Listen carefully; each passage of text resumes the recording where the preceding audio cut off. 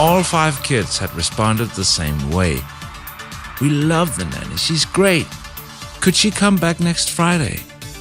That was the reaction, and so Sally Ann was once again on her way to the Red House on the hill. Owned by a British record company, High Rising Records, or at least the land was.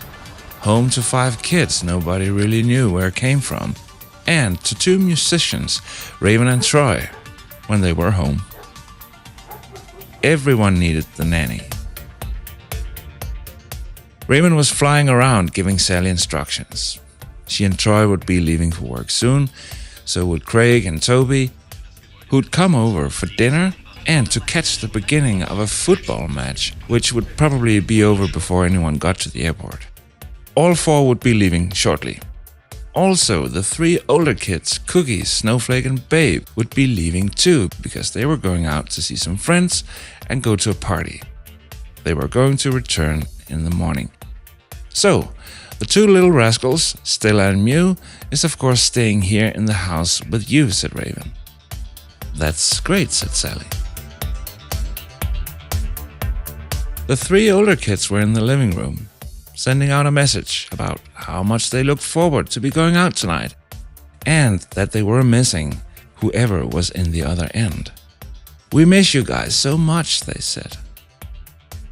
Stella and Mew was not going out. "Someone has to stay around here and get some work done," said Stella.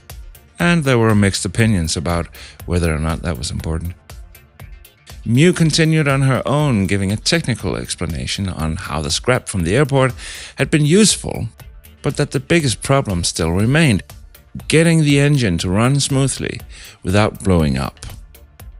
Because of that, Stella and her would still have some work to do on this Friday night in the backyard. A few minutes after, the red house on the hill was completely empty. Sally decided to unpack and get some homework done. She felt a bit more familiar with the place by now, including the funny details. With older houses, you'd usually find that doors and windows were lower, but with this house, that didn't seem to be the case.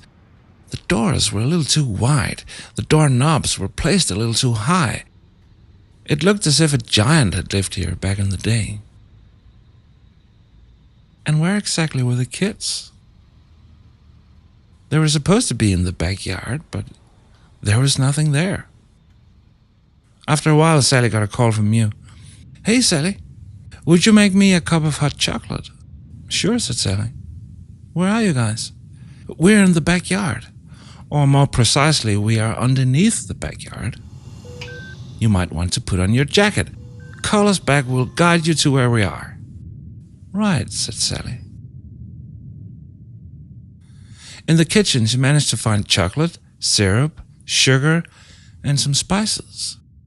She didn't call the kids right away. If these kids really were underneath the backyard, doing serious work with real pieces from airplanes, and if they knew what they were doing, she definitely wasn't going to call them back and ask how to make a cup of hot chocolate. "Okay, I'm ready. Out the back door first?" asked Sally. "Yeah, kind of," said the kids. Stella began guiding Sally through a maze of tunnels and little stairs. It turned out that the red house had quite a basement below. In the beginning, it got colder and darker as Sally went deeper and deeper. "Look, you guys," she said, "this hot chocolate is not going to be that interesting to drink if this continues." "Don't worry," said Stella. "You are almost there. Can you see me? I'm right here." "Oh yeah," said Sally.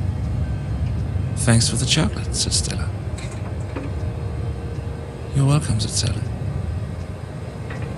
"Nice place."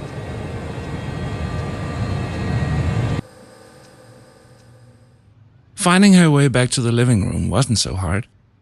She tried getting on with her studies, but felt a bit tired all of a sudden. And she thought that maybe she could sit down for a while on the couch and get some rest. Just for a short while. She ended up sleeping like a rock, though.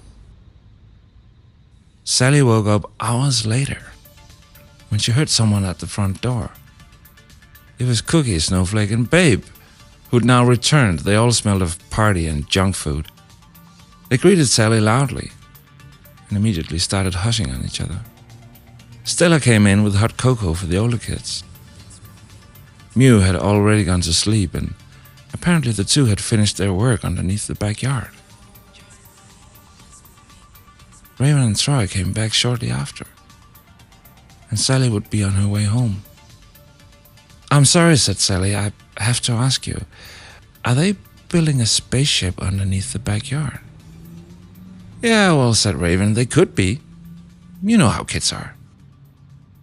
"Yeah, I guess," said Sally. "I'll be on my way home now. I'll see you next Friday." "See you next Friday," said Raven.